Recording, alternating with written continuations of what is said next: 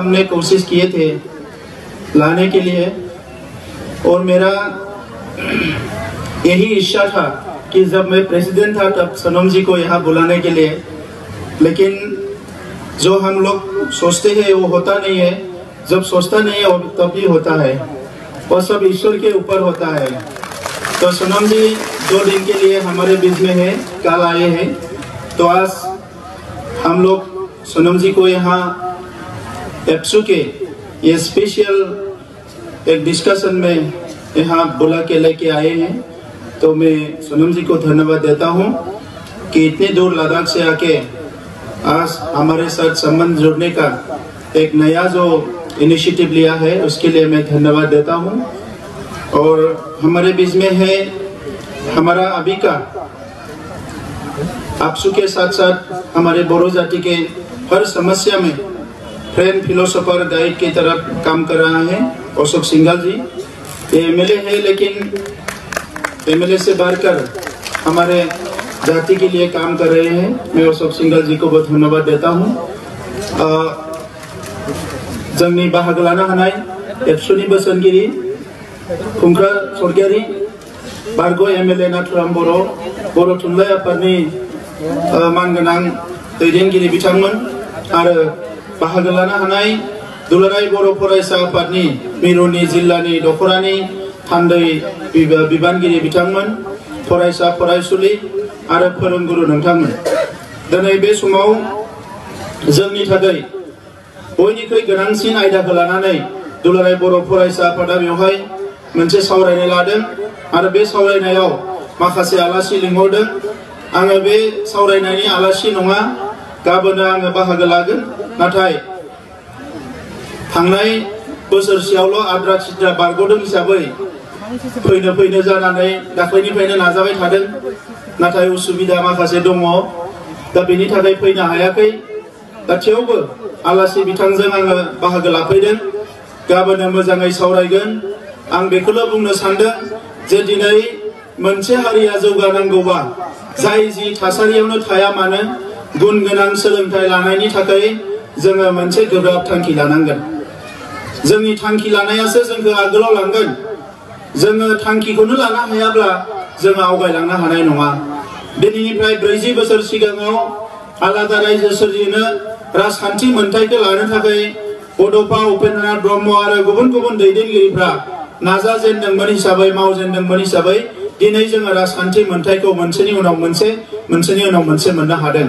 थिग बेबायदिनो दिनैनि मुलुगाव थांना थानो थाखाय जोंनो गुन गोनां सोलोंथाइ नांगौ, सुबुं धोन नांगौ, जोंनो डाक्टार, इन्जिनियार, आईएएस अफिसार नांगौ, बिजनेसमेन नांगौ, राजखान्थिगिरि नांगौ, मोजां फालांगिरि नांगौ, मोजां आबादारि नांगौ। बे गासैखौबो मोनफुंनो थाखाय जोंनि मोनसेल' लामायानो जाबाय गुन गोनां सोलोंथाइ।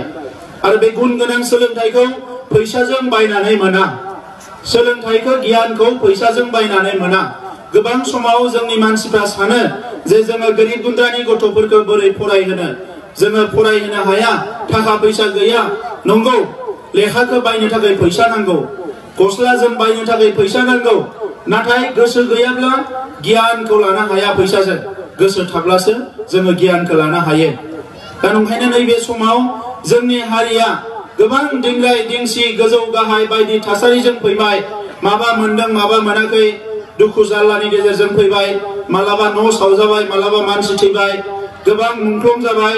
दिनै माखासे जेंनाया जोब्बाय, माखासे जेंनाया दंबावो, नाथाय बिनि गेजेरावबो बयनिख्रुइ मावसिननांगौ खामानिया जाबाय जाय जि थासारियावनो थाया मानो जोङो लेखाखौ सोलोंनांगोन, सोलोंथाइखौ लानांगोन। सोलोंथाइया जि रोखोमनि सोलोंथाइयानो जाया मानो, आबाद मावनायनि सोलोंथाइ, मानसिफोरजों सोमोन्दो दानायनि सोलोंथाइ, बेफार फालांगिनि सोलोंथाइ, आखल आखुनि दानायनि सोलोंथाइ, जि सोलोंथाइयानो जाया मानो मोनफ्रोमबो सोलोंथाइखौ लानो थाखाय जोङो रेडि जानांसिगौ। अब्लासो जोंनि समाजा दावगालांनो हागोन। जोंनो क्वालिटी ससाइटि नांगोन। आला गला संसार जानाय, सरासनस्रा साननाय, दिनै नङाबा गाबोन जागोन, गाबोन नङाबा समफोर जागोन होननानै जि मोनसे आखल, बेखौ जोङो सोलायनांगोन। दिनैनि मानसिफ्रा जोबोद प्रेक्टिकल जाबाय। जेखौ जोङो सानदों दानो दिनैनो मावनांगोन, दानो मावनांगोन। आरो बे थांखिखौ लानो थाखाय जोंनो मोजां गियान नांगोन।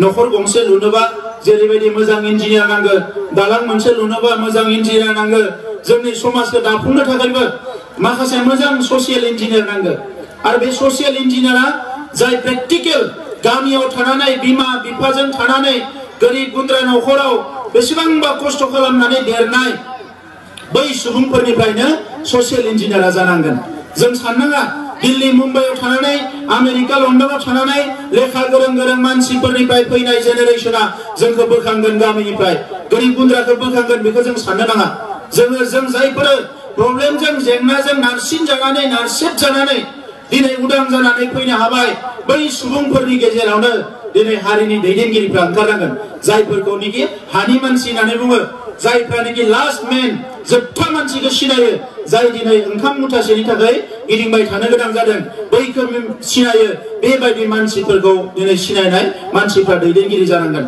दा ओंखायनो जोंनि स्कुलनि जेंना दङ कलेजनि जेंना दङ लेखानि जेंना दङ प्रभिन्सियेलाइजनि जेंना दङ बे गासिबो जेंनाखौ सुस्रांनो थाखाय जोंहा डाइरेक्टरा अलरेडि दाजाबाय आरो मा जानानै दङ दसे उनाव आरसि जैन बिथाङा मोजाङै सारा नोंथांमोननि सिगाङाव बुंनानै होगोन जोंनि एबसुनि आफादगिरिया बुंनानै होगोन दुलाराय बर' फरायसा आफादा बे बड'लेण्डआवल' नङा सारा आसामाव बर' बिजोंनि जेंनाखौ जेरैखि जाया सुस्रांनांगौनि थाखाय गोख्रोङै खामानि मावगासिनो दङ आरो आंबो दिनै काउन्सिलाव फैदोंब्लाबो काउन्सिला जोंनि बाउन्डारि नङा बड'फा उपेन्द्रनाथ ब्रह्मआ बुंलांदों बुहुमनि बर'फोरखौ खौसे खालामनानै गेरेमसा हारि दानायासो जोंनि बिबान दा ओंखायनो गहपुराव थायोना बिश्वनाथाव थायोना लखिमपुराव थायोना धेमाजियाव थायोना बहा माजुलियाव थायो बेजों खोथा गैया साफ्रोमबो बर' फिसायानो गोख्रों जानांगोन गोरों जानांगोन साखाफारा जानांगोन राफोद जानांगोन गावनि आथिङाव गसंनानै सासे गोग्गो नोगोरारि आसामनि नङा भारतनि नङा मुलुगनि नोगोरारि जानानै संसार जानो हानाय खालामनांगोन आरो बिनि थाखाय जोंनि सरकारखौ जों फुल्लि इउज खालामगोन बेखौ मोनसे पावार हाउस हिसाबै इउज खालामगोन बेखौ मोनसे पलिसि मेकिं बडि हिसाबै इउज खालामगोन बेवहाय रिसार्च जागोन स्टाडि जागोन एभ्रिथिं जागोन आरो दुलाराय बर' फरायसा आफादाव थानायाव जिफोर बाथ्राखौ बुंलांदोंमोन बेफोरखौनो दिनै सरकाराव जोङो मोनफ्रोमबो खामानिखौ मावफुंनो नाजागोन दा ओंखायनो रायजोफोर बाखि पलिटिकेल खोथाखौ गाबोन बुंगोन जों थाब थांफिननांगौ दा बेनिखायनो बेखिनिखौ बुंनानै आं आंनि बुंनायखौ फोजोबबाय गोजोनथों